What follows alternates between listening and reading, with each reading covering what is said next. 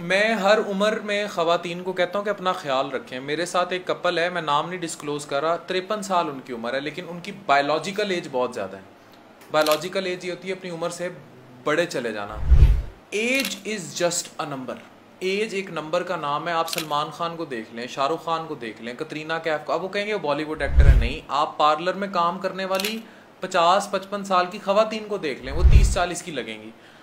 अच्छा, अब ये फिटनेस, हेल्दी लाइफस्टाइल और अपने आप को बिजी रखना ये इसलिए ज़रूरी है कि जब आप खुद को मेंटेन रखेंगे।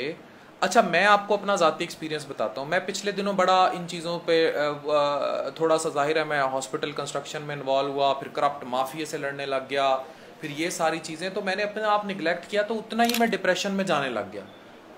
फिर मैंने अपनी एक्सरसाइज बढ़ाई, ये मैं अपना ज़ाती बता रहा हूँ। फिर मैंने एक्सरसाइज बढ़ाई, फिर मैंने इवन एक स्किन वाले के पास जाके मैंने जो है उससे CO2 लेज़र करवा लिया ताकि मैं बैक टू लाइफ आऊँ।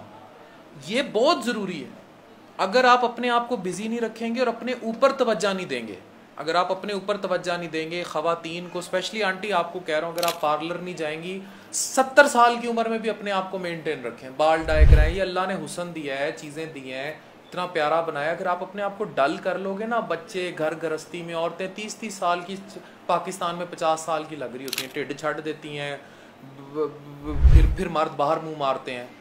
ये चीज़ नहीं होनी चाहिए। अपना जो आपको मेंटेन रखना आपको ज़िंदगी की तरफ वापस लाएगा, और ये बहुत इंपॉर्टेंट है। तो इस मैसेज को प्लीज़ जहाँ तक हो सके हर उस खातून, हर उस मर्द के साथ शेयर करें कि उम्र जो है वो आपकी बायोलॉजिकल उम्र होती है, कि आप 60 साल में भी 20 के लगें, 30 के लगें। ये बहुत इंपॉर्टेंट है। पाकिस्तान में क्योंकि लोग रोटी कपड़े और इन चीज़ों पे मरे पड़े हैं, तो वो अपना ख्याल नहीं रख पाते। तो ये बड़ा इंपॉर्टेंट मैसेज है, ये प्लीज़ इस चीज़ को देखें। Thank you very much.